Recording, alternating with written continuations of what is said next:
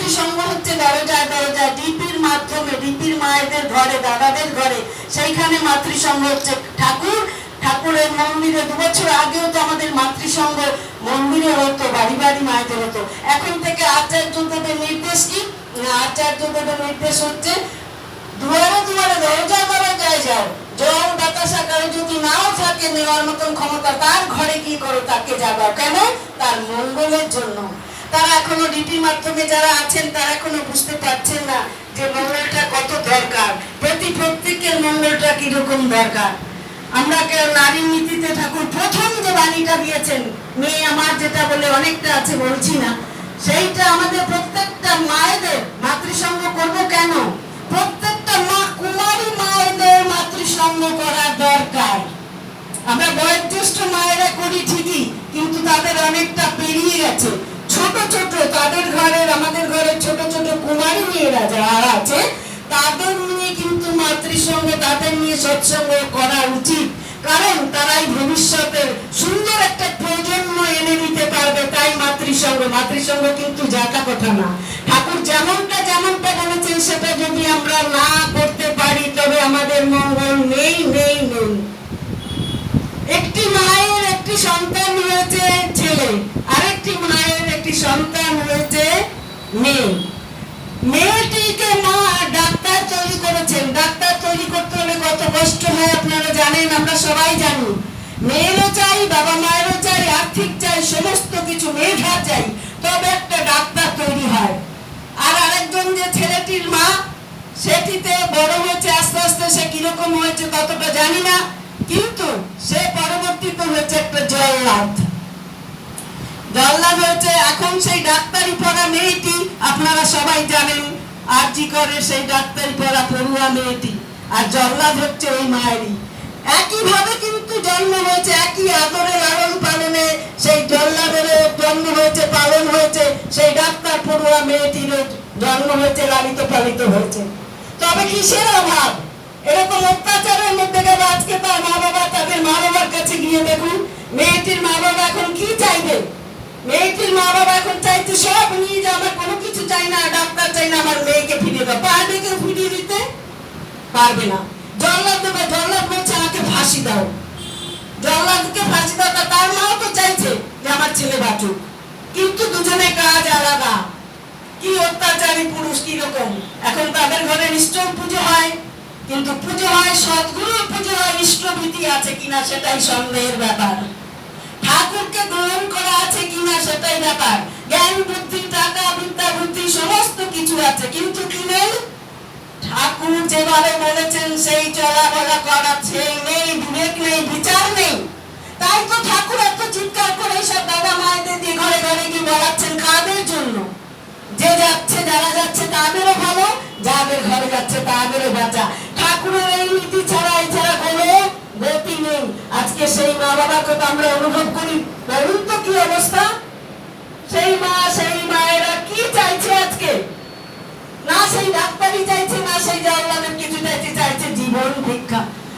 কি দুর্দশাগ্রস্ত, কি মর্মান্তিক, ভাবলে কিরকম লাগে গায়ে। কাটা তো কাটা দেয়, মানে এর ব্যথার কিছু নেই। ঠাকুরের কাছে প্রার্থনা করছি, ঠাকুর মঙ্গল হোক। কি অপরাধের ফলে আমাদের কর্মের ফল, কিন্তু আমাকেও ছাড়বে না, কাউকে ছাড়বে না।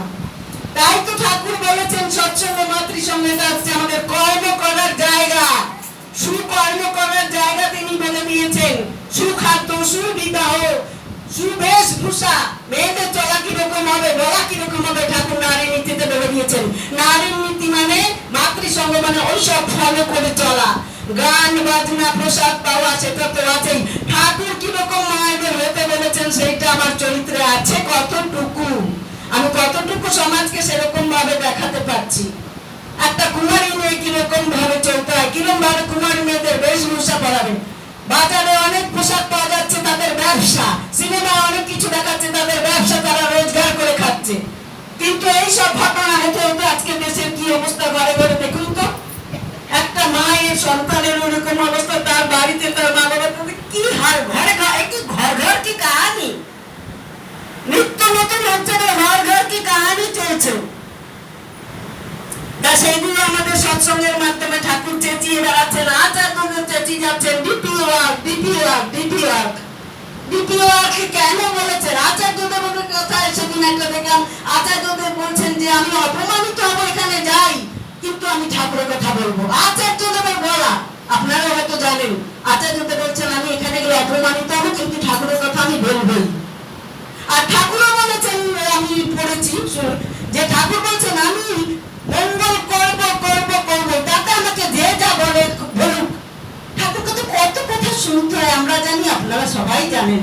গালিগালা শুনতে হয়, ব্যবসাটা শুনতে হয়, ঠাকুরের দাদা মায়েদের কতটা শুনতে হয়। তবে হ্যাঁ, কোন দাদা মা কিরম করছেন সেটা অন্তর্যামী জানেন, আর সেই দাদা মা জানেন। সেই অর্ঘ, সেই কাজ, সেই কর্ম কে কিভাবে করছে সেটা অন্তর্যামী জানেন, আর যে করছে সে জানে যে আমি কি করছি, আমার কর্মফল আমাকে ভুগতেই হবে। তাই কর্ম করার জন্য এখানে আসা। সবাই এই যে দাদারা মায়েরা এত কষ্ট করে করে আসেন, তারা সুকর্ম করতে আসেন।